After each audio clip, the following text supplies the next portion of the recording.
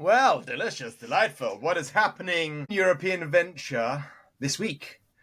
Mads, what's on your mind? We've got a full docket. I want to talk about SuperSaaS, an event that we ran through Superseed this week. The world is not turning to expletive, so there's lots of good news in the world. The US, EU, and UK have signed the Council of Europe's Convention on AI. This feels like a bit of a step change and quite interesting. The central bank digital currency, I know that's something that's on your mind. That looks quite interesting, the CBDC. The NVIDIA acquisition of Run AI has caused a bit of consternation in the States. Understand what's happening with purchases or acquisitions at NVIDIA. Founder mode, who's not talking about founder mode?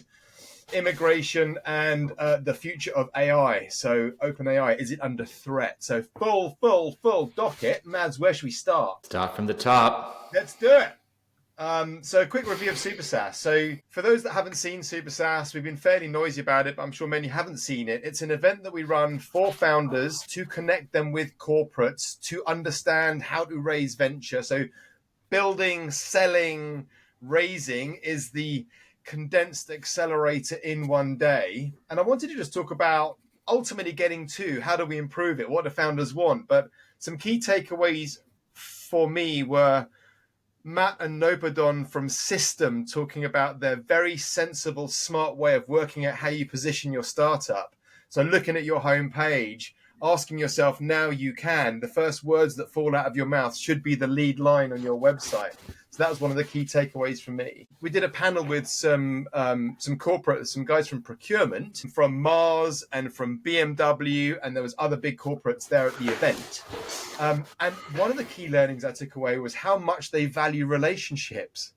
And to me, dealing with big enterprise is always the machine, but actually these guys and girls really value relationships and building relationships. And then something from Andrew from our team.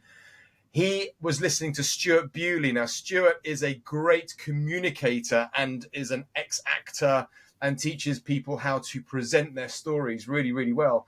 And he shared the fact that it's only 7% of what you say, the content of what you say creates the impact. 38% is the tonality and 55% is your body language, how you present. So they were my key takeaways. But Mads, what were your key takeaways, or how did you find the day? I thought it was a great day. I think for me, the key takeaway is that we have some incredible, sophisticated corporates in all over the world and also in Europe. And sometimes they can come across as bureaucratic and slow moving, but they're very powerful. They have amazing distribution. They have so much muscle behind them, and they are looking for innovation. They want the next big thing, and they're just looking for smart ways to buy it and integrate it into their operations in a way that scales. And so they value these opportunities to meet the young innovators, to meet the young companies, and figure out, what is it that's moving, what's shaking, and what can we really pick up and adopt and use and leverage in a meaningful way. And so for me, just the fact that it is there, it's real, and the corporates value it so much, that's always reaffirming for me to see. Yeah, I think there's something very special in the events, and founders watching, if you haven't joined in and you're doing something in B2B that couldn't be sold into these big corporates, please have a look at it and see if it's something that would fit. We're running our next one in December, and it's all, like I said, it's all about this: how to build, how to raise, how to sell, and we bring in some brilliant people and connect you with potential customers, and they tell you how to sell to them. Next on the docket is the world is not turning to shit. Alex Stapp posted on X, and I love this. I don't know if you wanted to kick this one off, Mads. Yeah, no, look, we talked a little bit about it last week, how it's easy to get this sense when you open the news, whether it's your favorite mainstream or whether it's X, that everything is terrible. And yes, there are challenges in the world, no doubt. But if you look on a grand scale over the last 100 years, there's just been such an incredible progress in living standards, whether we look at poverty, education, literacy, democracy, vaccination rates, or child mortality. So sort of all these big things we look at society, this kind of lenses we look at society through to work out, are we actually making progress? And the truth is we made incredible progress. So if you go back to the 1820s, you had 79 out of 100 people on the planet were living in extreme poverty, right? That's extreme poverty. So nearly 80%. Today, that's down to less than 10%. Is there still too many? Yes, but we made incredible progress, especially since the 50s. Similar for education. If you go back to the 1820s, 17 out of 100 had sort of some basic education. Today, that's up to 86%. Literacy, 12% were able to read 150 to 200 years ago. Today, that's up to nearly 90%. So there's progress on so many dimensions, and it's just important to remember how much progress we're making as a species on this planet. Yeah, the news obviously likes the if it bleeds, it leads kind of mantra, and with all the political turmoil, and every time you open X or every time you open up the BBC News app, it is doom and gloom and disaster.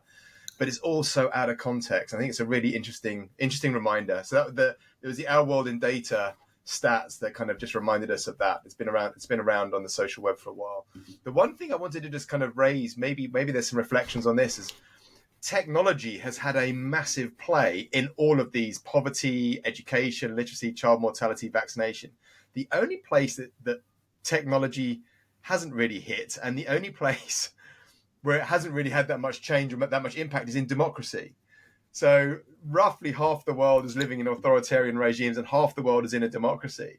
And it's the one area, I would argue, where technology hasn't touched. And I wonder if that's correlation, causation, or if there's any reality in that. What's your reflection? Well, it's a good question. I mean, if you look at the stats going back 70, 80 years to the time around the kind of the 40s, the Second World War, very, very few countries were living, very, very few people were living in democracies. And today it's about 50% of the planet.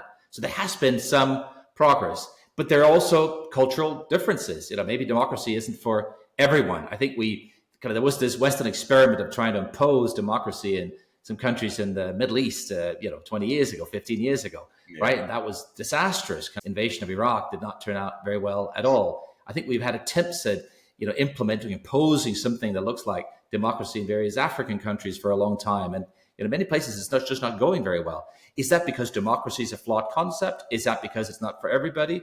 Is that because of other underlying factors? I mean, there are many theories around it. I do think there has been progress, but it's certainly not self-evident that democracy will be something that, is implemented everywhere and for everybody. Maybe the same way we're thinking about some of these other things like literacy and education and et cetera.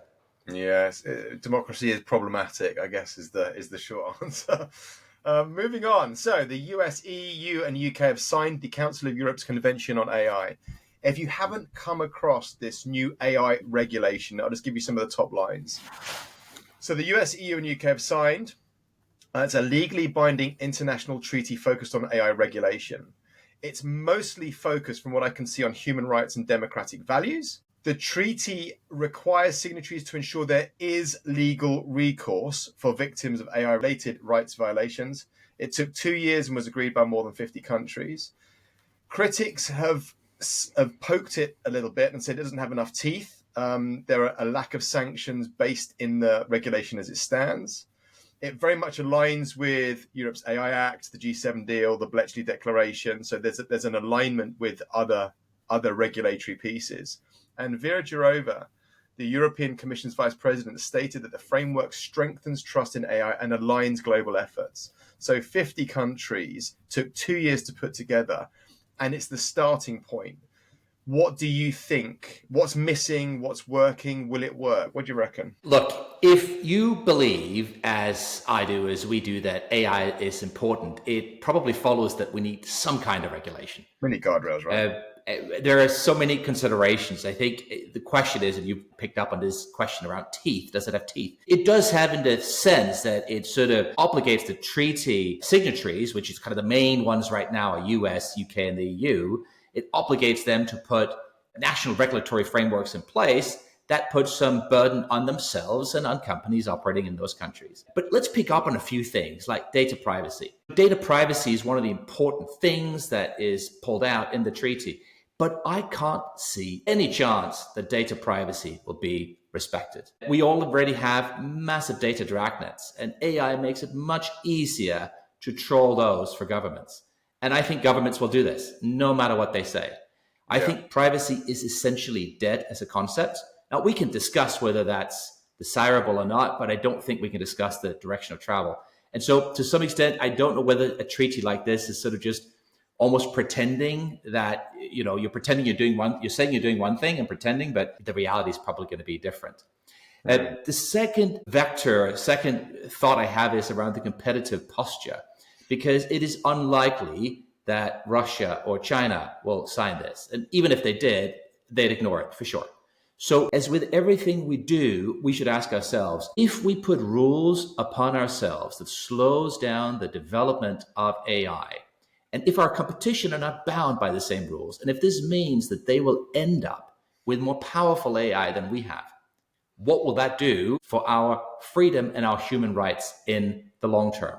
It's all very well to say that our national government shouldn't spy on us, but if that means that we just have foreign adversaries spying on us and taking our data and stealing our trade secrets, are we really that much better off? I think there's no simple answer yet to how we should regulate AI. I think it's probably helpful that this work has started. I question kind of the medium-term efficacy of this. I think this is something that will have to play out over some years as we get smarter. And we certainly must consider the trade-offs at every step. My sense is that this is a kind of helpful guardrail prelim to Gen AI. So I get you. There is no way to. I mean, the genie probably has been out of the bottle for some time, and AI is just an accelerant. I don't believe privacy has been around for a while. I mean, you could argue since the advent of the internet or social media, but it feels like we need a starting point. So I'm warmed that the US, the UK, and the EU are conjoined in this effort. I welcome the guardrail starting point, and I also get this kind of prelim to potential. We don't know how far away Gen AI is, but it might be it's sensible to have these conversations, but let's see how it unravels. Leading on from that, I think it's important. I think it's important. I think having some level of national responsibility for oversight and awareness is important. Yeah. I mean, effectively, we have just incredibly powerful models being developed, and there has to be some checks and balances. It's unfathomable that this will just be self-regulation. I can't see how anybody who believes that AI is powerful believes that you can just leave people to regulate it themselves. We wouldn't do that in any other sphere. I mean, imagine, chemicals or foods or, energy. We have regulation when things are powerful, and this is so powerful. So there has to be something, but it's certainly an open question mark as to exactly where we draw the line. I just think that people over egg the power of LLMs. I think it just feels like we've got this really powerful autocomplete, these chat GPT, these LLMs, and I get it. There's so much to be done, and there's like high expectations, but there's an off switch. You can pull the plug. This is not. I don't believe there's as much power yet. How far away is that power? To be discussed. But I don't buy that there is that much death and disease and destruction to be created by these toolkits as they stand. As with everything, overestimate in the short term and might underestimate in the long term. I mean, it's only a week ago we were talking about autonomous bots here in this podcast. One of the things we've seen is that the microservices architecture has proliferated in medium and large size enterprises over the last decade. These are incredibly complex architectures. If you look at companies like Netflix or Spotify, they might have tens of thousands of microservices that they use to run their infrastructures. Now, imagine that we turn all of those into autonomous agents. It's kind of the clue is in the name. You've got agents that can do something and act in a way that's not prescribed. Now, where will that go? We don't know, and it's logical that the vast majority of things we see are going to be completely harmless.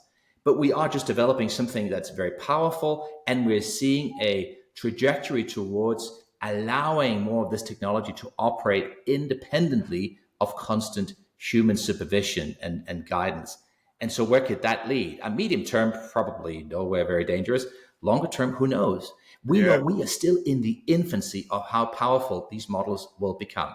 If we look at the amount of training data that the most sophisticated LLMs have been trained on today, it's in the order of, maybe a 10,000s of a 20,000s of what it will be once we unleash the total training data set we have. All the YouTube data has barely been scratched in terms of using that to train LLMs. So there's so much further we can go. These models can become so much more powerful. So I'd say, probably overestimate in the short term. Medium term to long term, I think this is going to become a really big thing. Yeah, and I'm always intrigued by the amount of energy required to create or to power these models. We're gonna have to have an energy revolution as well to power all these chips. Well, the good Right. news is we have had an energy revolution, right? If you look at the cost of solar, the learning curve, the efficiency gain is massive. Yeah. Batteries, we're seeing constant improvements. There's so much happening. Now, we happen to live in kind of the cold north where solar might never become kind of the predominant energy source, and we have other things. We have wind, and we're probably going to have to put some nuclear into the mix. But in our lifetime, we're going to see essentially net zero energy paradigms. And possibly Yeah. the only thing we won't be able to use electricity for is maybe space launches. But everything else with the battery technology and with the advances in PV and other renewables, I think we are going to see a dramatic improvement in energy production. Yes, you're right. Again, shorter term, we're a little bit stiff. The Chinese, they've stolen the march on us. 300 nuclear power plants under construction. They're going to have a massive competitive advantage in AI because they're going to have the energy to fuel the data centers if they can get hold of the chips. Whereas we have been way too slow with permitting and planning some of the nuclear facilities we need in the short to medium term to power this. But longer term, there's a very, very optimistic picture. Yeah. It's super interesting how it's going to unfold, and it's going to be so quick. Now, next up, we've got the digital euro. We've got the central bank digital currency. So the idea here is that ultimately a digital euro will make payment services less costly for the public. That feels like the outcome, which can only be a good thing. This is obviously not crypto. This is digital fiat, not the crypto nonsense. Where were you going with this? What was on your mind? I think it's incredibly important. It's maybe been a little bit underreported. I think some people aren't quite understanding the magnitude of what this can be and become. Let's run through maybe some of the background. So, the whole idea is that the European Central Bank is planning to launch a digital euro, which is effectively a digital currency. So, it's like cash, but in a digital wallet, a little bit like cryptocurrency. And the idea is for it to complement cash rather than replace the physical cash. So physical cash will still continue to exist. But as we know, most of the money we use today is not physical cash. It's money that sits inside commercial banks. It's claims we have on deposits. And when we spend money, it's effectively claim we have against one bank where we might have a deposit that then is shifted as claim to another bank. So it never really sees the real world. The digital euro would completely upend that paradigm because it's no longer a claim against your bank, it's a claim against the ECB. So that makes it safer because there's no default risk from the commercial bank. You're effectively just transacting money that's, you have a direct liability relationship with the European Central Bank for. The idea is that it will be available to everybody through these wallets that are provided by the ECB. And that means you can get access to a bank account without needing a kind of this digital currency without needing a traditional bank account. So there's an accessibility issue. And then you have the whole notion of instant payments that are not running on the traditional payment rails. So this could have huge implications for the cost of making payments and for payment service providers. Now, some considerations here. There's some privacy concerns that have been concerns that it would allow the European Central Bank to snoop on all transactions. It's still being explored how to balance privacy with the need to prevent illegal activity like money laundering. And so the notion is it will likely offer more privacy than current electronic payments, but less than cash. And so because of that, there's been some concerns. Of course, there are lots of folks still that like to transact directly in cash that don't like the notion of people being able to look at what's being spent. There are also questions around the impact on banks. Today, our banking system is running on this notion of kind of fractional reserve banking. What does that mean? It means that the banks that provide all the loans to businesses and mortgages, etc., they're effectively lending out the money we have deposited. So we get our salaries, we deposit them in the bank, and then the bank turns around and lends them out to somebody else, and they take a margin cut there, right? They'll pay you 2%, they'll charge somebody else 5%, and that difference, that's their profit.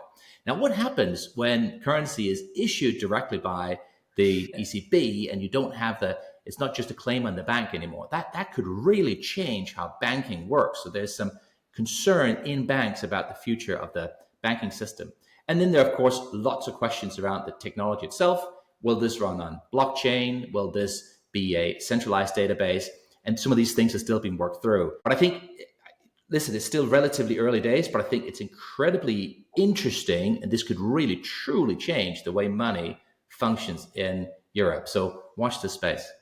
Do you know where they're at? Do you know what any release, any status? Yeah, so we have here in the fourth quarter, we have the next major update, sort of a go, no go picture where effectively there's been lots of studies and surveys being done and analysis, and they're going to make kind of the next big decision, milestone decision about whether to move forward with this initiative or not. So this is upcoming and just a few months away. I know that there was a part of the report. It was saying that when they look back through historic data, they ascertained that European payment companies' stock prices would go up as American payment company stock prices would go down. So I don't know how they did that, but it's quite an interesting outcome. Next up, let's get into founder mode. Paul Graham has written a paper chatting with Brian Chesky, and Chesky looking at Steve Jobs and founder mode versus manager mode, and the old paradigm of investors like us saying to founders as they raise capital and as they progress through their journey to get really strong functional people into roles and then set them free to do their thing. And obviously Chesky was saying, like, 16 didn't like the business, 17, 18, 19, 20 was really struggling with placing and getting into manager mode, and then took back control of the reins. And so founder mode is effectively micromanagement. It was what came to mind, but that's not the right turn of phrase. And then it made me think about Jensen Huang from NVIDIA, who's got allegedly has 60 direct reports and has been living in founder mode for possibly decades. So what's the deal here, do you think? And I want to talk about Steve Jobs' retreat, how he came back to Apple and then effectively got into founder mode. And I was also looking at Naval's commentary on it, and he was basically saying real founder mode is just not giving a damn, which I thought was just a really nice simplistic overview. But where do you want to go with this, Mads? Founder mode, over to you. Look, we all see it every day. The founders that are the best are those that have an awesome command of their field, that have a vision, that are strong leaders and can drive themselves and their organizations forward. And if we look at the most successful CEOs and founders today, I mean, if you look at Elon and Jensen Huang, what makes them the best CEOs in the world? And I've seen lots of different analyses, but kind of three interesting things to pull out. One thing is they always work on the most important thing in the company. Mm-hmm. They have maximum focus for maximum leverage. If there are production issues at Tesla, Elon will go and live and sleep on the manufacturing floor until that problem has been solved. Jensen Huang is famous for kind of, just going and setting his desk up in whatever department that has an issue right now. And that's where he works and that's where he focuses. No standing meetings, no reviews, no committees, no progress reports on a kind of bi-weekly basis. No meeting. He is there. But exactly. He is there at the point of maximum impact. And I think there's something really powerful about that. And I'm not sure it's a new phenomenon. I think we've known it for many years. I think it's called leading from the front. It's the leader being where the action is and helping the team solve the most difficult problems by providing that leverage. So the second thing is they love hearing bad news. They want it directly from anybody in the organization. If something is broken, if something is not working, they want whoever has spotted that to come and tell them so they can make sure it gets fixed as quickly as possible. That's very powerful. Many people, we have a natural adverse reaction to bad news. We don't like it. We want to pretend that it doesn't happen. And what I think can happen, especially in large organizations, is you put a lot of layers between you and the bad news. You can almost pretend it doesn't exist. But what they do so powerfully is they gravitate towards it. And back to the first point of maximum leverage and focus, you find the bad news and you focus on it, you can solve it more quickly. And the third point is they are completely mission driven. We spoke a lot about that at SuperSaaS. If you look at Elon, his companies are so mission-driven. PayPal, make local commerce frictionless. Tesla, accelerate the world's transition to sustainable energy. SpaceX, make mankind multiplanetary. I mean, these are huge, audacious missions.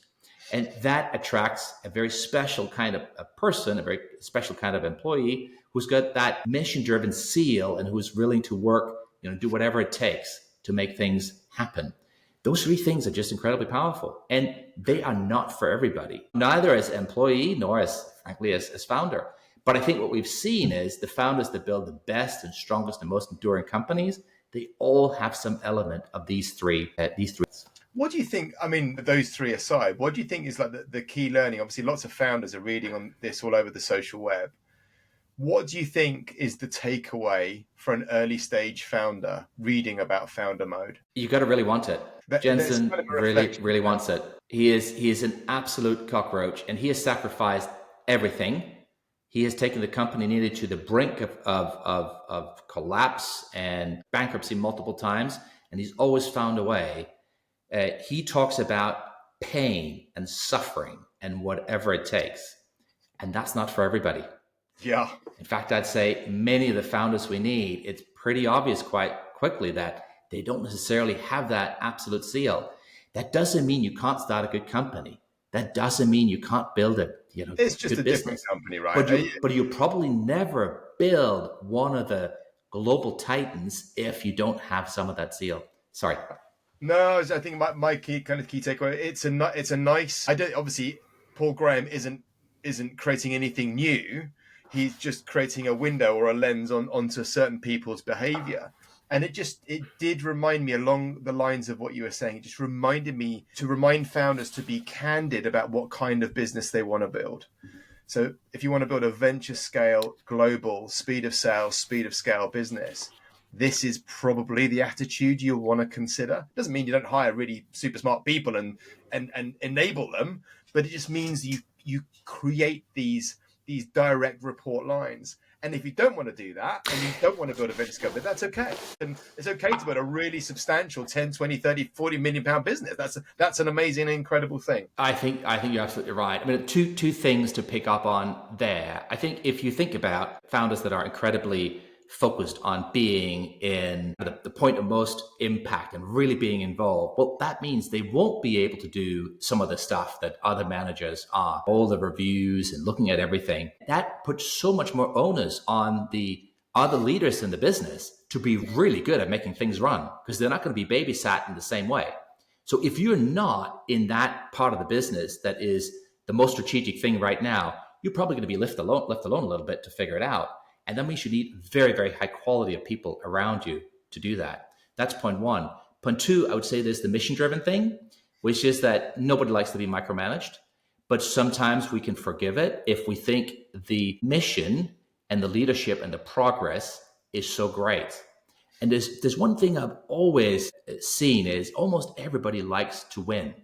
And so if we're winning and if we're feeling that the leadership is taking us in the right direction, even if we might be annoyed by some of the habits or some of the ways it's done, we can forgive a lot if we're winning. So some considerations there, I think, just to throw into the mix. Yeah, no, totally fair. Last up, I wanted to cover with you, we've talked about freedom of movement in Europe and looking at the reports on the US. Since 2020, the US has experienced its largest immigration wave in generations was the title in the Wall Street Journal. Now, we've talked a lot about, I mean, the UK has just denied the EU's request to re-implement or re-enable young persons' freedom of movement. So the 19 to 25 freedom of movement, which just makes total sense. And we've talked about this before. We hope they'll reverse that decision. But immigration, as you've talked about before, is a great, powerful force. So where were you going with this? So I think it's a massive topic, but my lens was how is this going to affect Europe? So looking at the American situation, what lessons are there for Europe and what lessons are there for the UK? Well, I think there's sort of an element of connecting the dots. So the US has been growing faster than Europe over the past couple of years. One of the reasons is that they have been investing a lot. They're running very large fiscal deficits.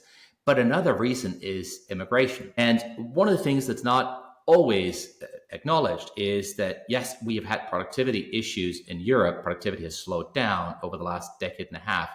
The same has happened in the US. If you look at the period since 2010, US productivity growth has been dramatically underperforming compared to the 20 years period prior. And the main reason the economy has continued to grow as rapidly as it has is because of immigration. Now, this is really interesting and not always appreciated. in the last 3 years alone, you've had 7 million illegal immigrants or immigrants coming into the US. And that helps grow the economy. The It's about truth is, 10 million immigration inspectors, is isn't it, largely a very, Mads? very good thing. Isn't it about Pardon me? 10 million total immigration, of which about 7 is illegal, about 2 or 3 is legal? I think are the other stats. Yeah, exactly. So you think about that's a massive proportion of the size of the country, and that is boosting economic growth. But two things to consider there is one is immigration is important. So we have to find out how to make it work. As we saw from the demonstrations and the upheaval in the UK this summer, it's clear that we haven't worked out how to do that well and do that well yet. The other thing is we have a productivity problem. We have a productivity problem because we are now at a point where we can't make our economies grow without relying on immigration. And that is not good for anybody, and certainly not for all the indigenous people, right? The people that are today the citizens of the EU, of the UK, of the US. Because it means that the only way to make the economy grow is to get more folks to come in. That makes the overall pie bigger, but that doesn't make the pie bigger for the individual person. And the objective of the economy is going to be to make everybody better off. So we got to come back to productivity. And that is, of course, is the link back to technology. And so, for that reason alone, I think we're going to see so much focus on productivity enhancing technology investment over the coming decade. It is inevitable. Yeah, and it feels like AI is going to be a massive accelerant in that. Also, looking at the data, one thing Absolutely. I wanted to reflect on, what I didn't fully appreciate was how many billions of dollars illegal immigrants put into the American economy, but can't take out because they're illegal immigrants. So there is a net positive effect to the all the taxes, federal, state taxes that are being generated by the illegal immigrants, let alone the legal. So there is a massive cash influx. It's not just, again, back to the doom and gloom. It's not just the doom and gloom on this immigration piece, but super, super interesting. Let's call it a day there. Mads, my dear man, all of the love. Thank you. And we'll catch up next week. Love you, brother. See you soon. Bye bye.